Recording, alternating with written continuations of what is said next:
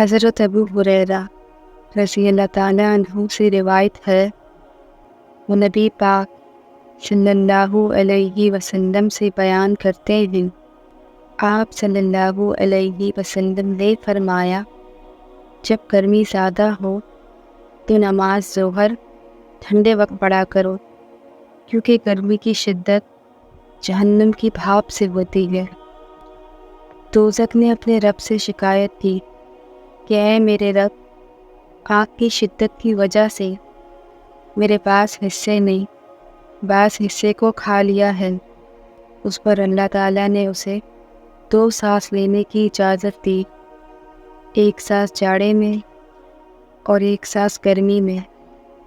اب انتہائی سخت گرمی اور سخت سردی جو تم لوگ محسوس کرتے ہو وہ اسی سے پیدا ہوتی ہے۔